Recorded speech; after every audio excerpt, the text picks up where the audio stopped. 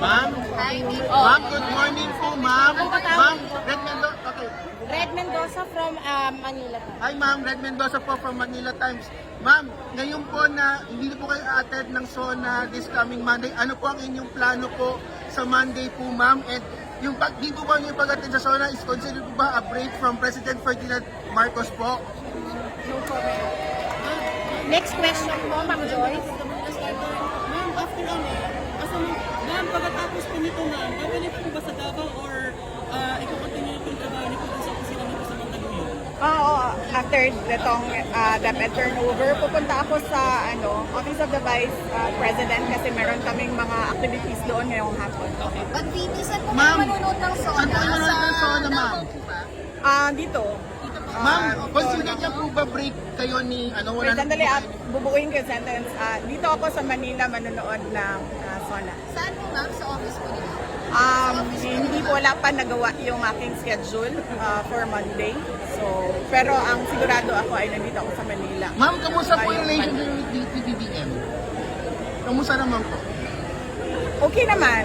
Oo. Okay lang po ma'am, wala pong issue between you and ano po? Okay naman yung relationship namin ni President Marcos.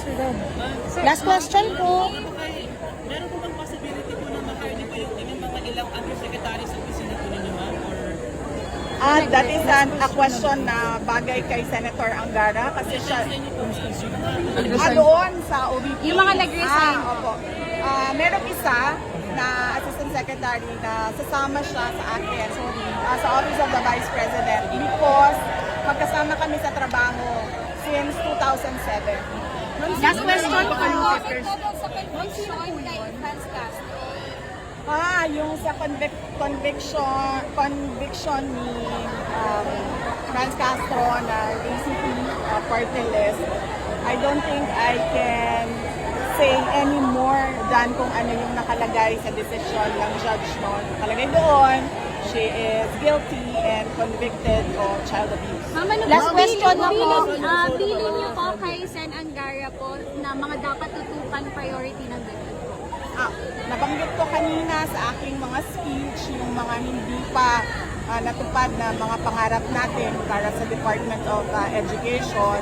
And kanina pagkatapos ng program, sinabi ni Senator Angara kung pwede siya makakuha ng kopya ng speech para mapasadahan niya yung mga pangarap natin para sa Department of Education. Maraming expectations lang po sa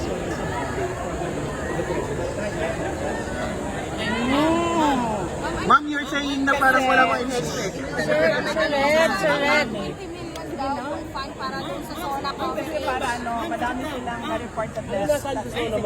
Sir, nagsasalita po. sa SONA po, inaasahan niyo sa SONA ma'am, sa Monday?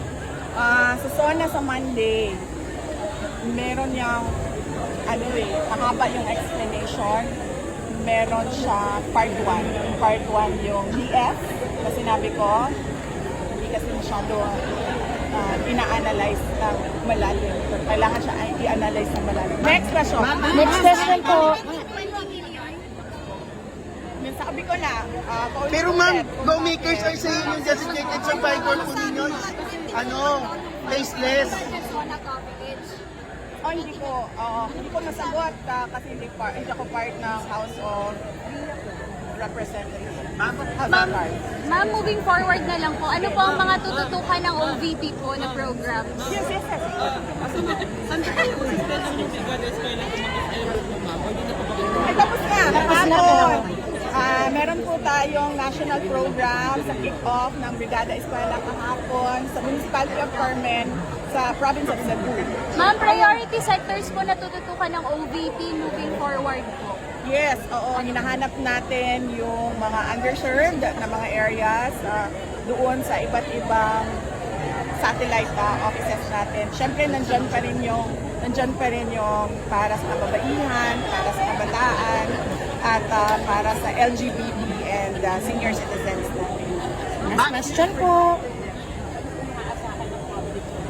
Opo, ang susunod nito ay tututukan namin yung mga existing projects ng Office of the Vice President. Na doon yung mga satellite offices, yung legacy project ng Office of the Vice President since the time of Vice President De Castro, yung medical and burial assistance, at yung mga negosyo.